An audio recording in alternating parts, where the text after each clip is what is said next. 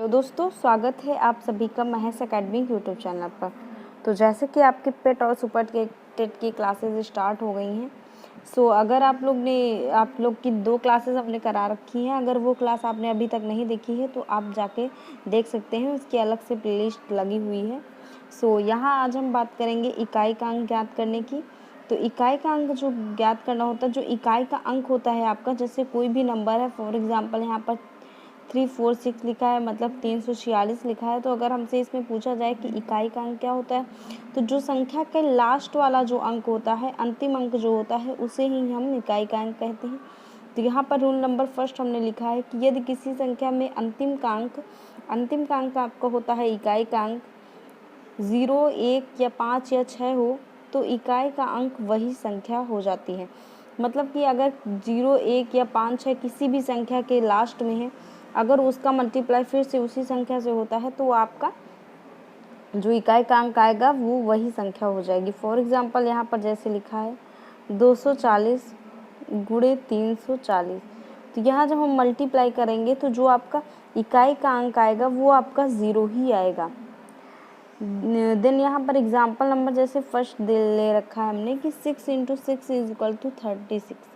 मतलब 6 को अगर हम 6 से मल्टीप्लाई करेंगे तो आपका हमेशा 6 ही आएगा। इसी प्रकार अगर हम 0 और 1 और 5 को भी कितनी भी बार चाहे उसको मल्टीप्लाई करें, बट जो आपका इकाई का अंक आएगा वो आपका वही नंबर ही आएगा। मतलब जैसे अगर हम 0 का ले रहे हैं तो 0 ही आएगा, 1 का ले रहे हैं तो 1 आएगा, और 5 का ले रहे हैं तो 5 ही इकाई का अंक आएगा। इसको अलग शब्दों में बोल सकते हैं कि अगर 0, 1 या 5 या 6 की घात चाहे कितनी भी हो, परंतु उसके इकाई का अंक हमेशा क्रमशः जो है आपका वो 0, 1 और 5 और 6 ही होगा। मतलब यहाँ क्रमशः लिखा हुआ है, मतलब क्रम से यहाँ पर देखना है। 0 का हमेशा 0 होगा, 1 का 1 होगा, और 5 का 5 होगा, और 6 का 6 होगा। देन यहाँ पर नेक्स्ट एग्जांपल जैसे हमने लिखा है कि 46 गुणे 46। तो हमको 46 से 46 का मल्टीप्लाई नहीं करना है, यहाँ पर हमको केवल इकाई का अंक बताना है। तो यहाँ पर हम लास्ट वाली जो आपकी डिजिट है, मतलब कि लास्ट वाला जो अंतिम अंक होता है, उसको मल्टीप्लाई करेंगे। तो यहाँ आपका हो जाएगा 6 × 6, मतलब ये आपका हो जाएगा 36। तो 36 में आप देखेंगे तो इकाई का अंक जो है आपका 6 आ जाएगा यहाँ से। तो ये जो आपका है, ये पूरा मल्टीप्लाई करने की यहाँ ज़रूरत नहीं है आपको, क्योंकि आपको इकाई का अंक ज्ञात करना है। तो यहाँ से आपका नॉर्मली आपका आंसर आ जाएगा 6। देन या फिर आप ऐसे करेंगे, तो यहाँ पर आप अगर इस क्वेश्चन की जांच करेंगे तो यहाँ पर आप जैसे देखेंगे, या नेक्स्ट एग्जांपल की बात करते हैं। जैसे हम अगर यहाँ 1 का स्क्वायर करेंगे तो 1 ही आएगा, 5 का क्यूब करेंगे तो 125 आएगा, मतलब इकाई का अंक जो होगा वो आपका 5 ही रहेगा। उसी प्रकार अगर 5 की घात 4 करें, मतलब 5 की घात अगर 4 करेंगे, तब आपका आएगा 625।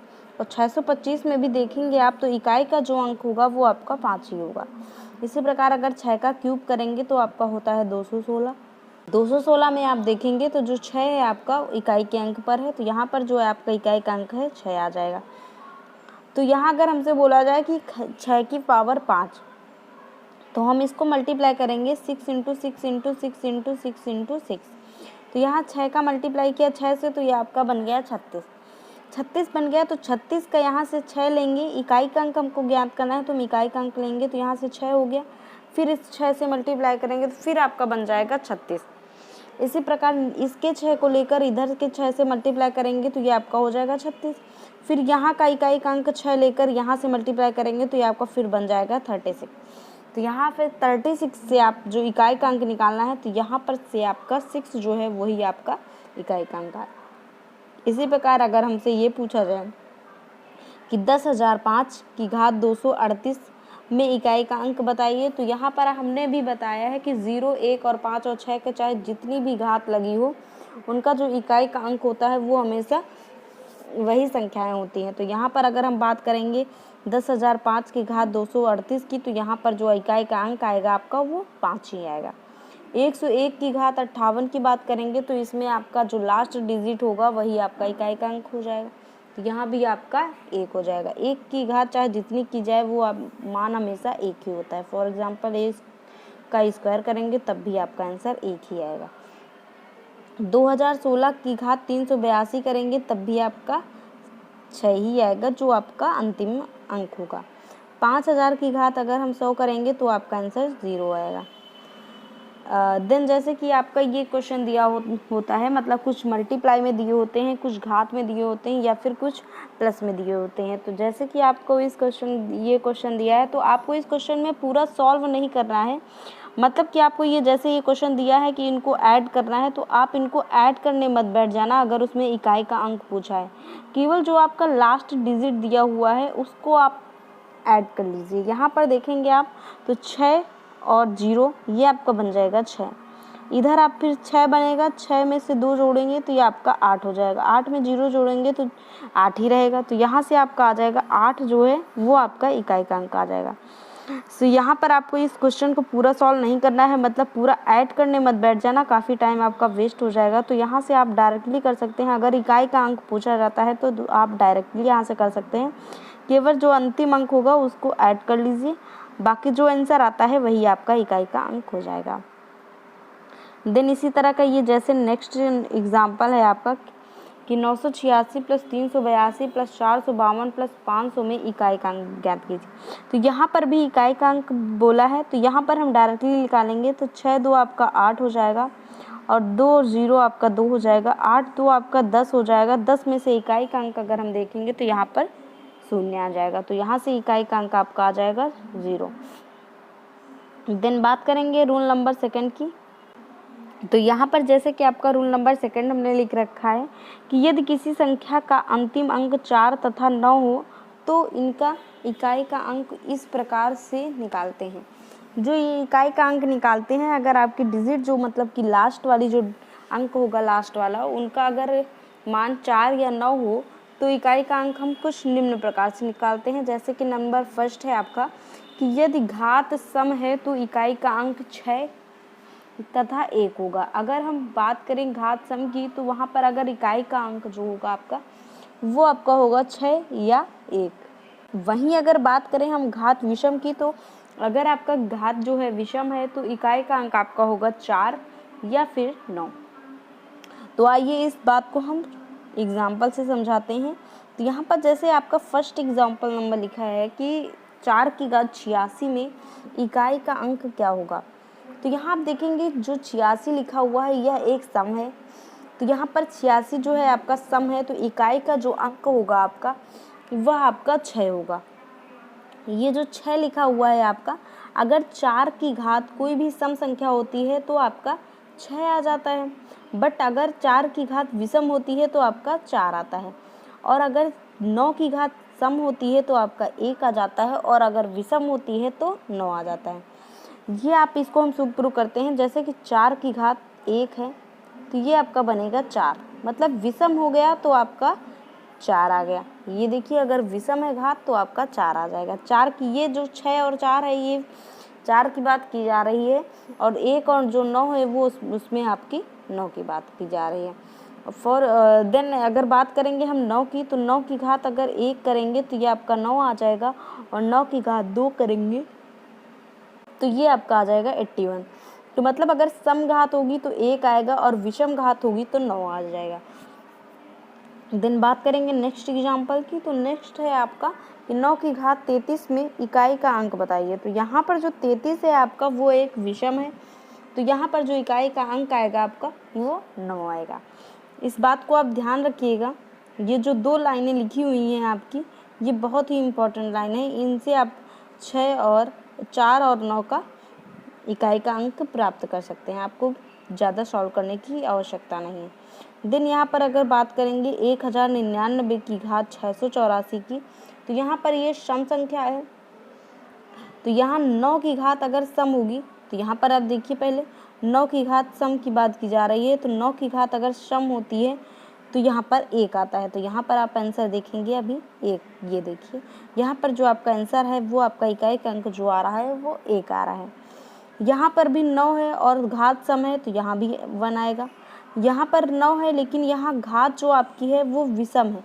विषम और सम हमने एक वीडियो में इसके पहले बता रखा है। विषम जो होता है आपका वो होता है जो 2 से पूरी तरह विभाजित नहीं होता है, और सम संख्या आपकी वे होती है जो आपकी 2 से पूर्णतया विभाजित हो जाती है। तो यहाँ पर ये विषम संख्या है क्योंकि ये 2 से पूरी नहीं कटेगी।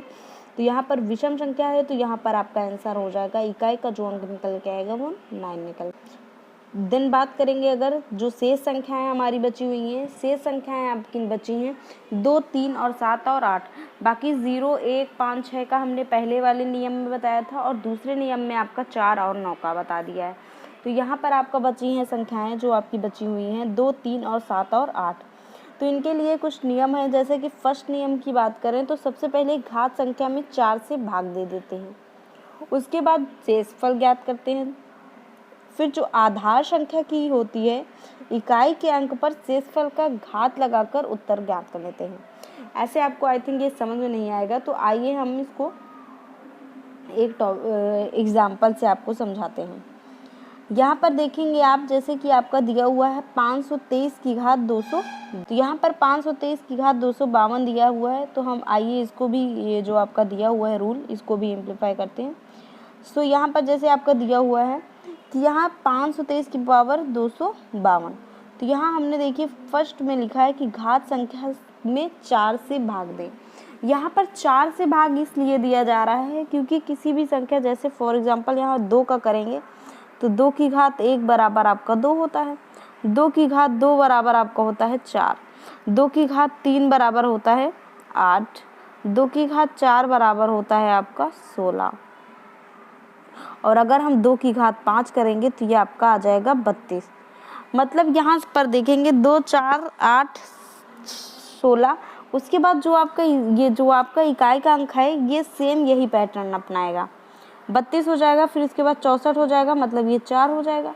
सो यहाँ पर इसलिए 4 से भाग किया जाता है। तो यहाँ पर हम 4 से भाग करेंगे तो भागफल आपका आएगा 63, और जो आपका शेषफल है वो आपका 0 हो जाएगा। तो यहाँ पर 0 हो जाएगा आपका शेष। तो यहाँ पर हम देखेंगे कि आगे क्या करेंगे। यहाँ पर लिखा हुआ है कि शेषफल ज्ञात करेंगे, शेषफल आपका 0 हो गया। तो यहाँ पर हमको लिखना है कि जो आधार की संख्या होगी, आधार की संख्या आपकी जो है वो 3 है, के इकाई के अंक पर शेषफल का घात लगाकर उत्तर ज्ञात करते हैं। तो ये जो आपका इकाई का अंक है, यहाँ पर आप देखेंगे जो आधार संख्या है ये तो घात संख्या हो गई, ये आपकी हो गई आधार संख्या। तो आधार संख्या में इकाई का अंक यहाँ 3 है, 3 के अंक में शेषफल का घात लगाकर उत्तर ज्ञात करें।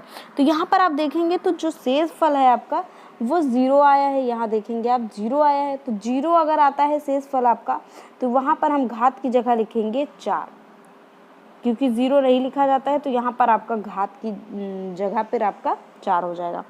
तो यहाँ पर देखिए लिखा गया है कि अब दी गई संख्या के इकाई के अंक पर घात के रूप में शेषफल की संख्या लिखकर हल किया जाता है। चूँकि यहाँ शेषफल जो है आपका वो 0 है, इसलिए ऐसी स्थिति में मूल संख्या के इकाई के घात के रूप में 4 का प्रयोग होगा। तो यही अब यहाँ पर 4 का प्रयोग करेंगे तो ये आपका बन जाएगा 3 की घात 4।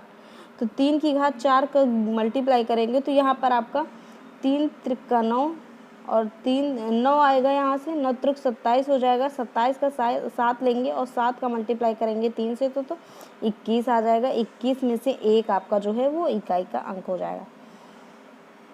देन बात करेंगे नेक्स्ट एग्जाम्पल की। तो नेक्स्ट जैसे आपका दिया हुआ है कि 756 गुणे 938 गुणे 872। तो यहाँ पर आप पूरे का मल्टीप्लाई मत करने बैठ जाना, क्योंकि इससे आपको काफ़ी टाइम लग सकता है। तो इसमें आपको केवल इकाई का अंक बताना है, तो आप नॉर्मली अंतिम जो आपका अंक दिया हुआ है उसको मल्टीप्लाई कर लीजिए। तो यहाँ 6 48 हो जाएगा। 48 का मल्टीप्लाई भी 2 से करेंगे तो आई थिंक आपको थोड़ा सा तो टाइम लगेगा ही, बट यहाँ पर इकाई का अंक लेना है तो यहाँ पर डायरेक्टली हम 8 का मल्टीप्लाई 2 से कर सकते हैं। 8 दूनी 16 हो जाएगा। 16 में से 6 जो है आपका वो इकाई का अंक हो जाएगा।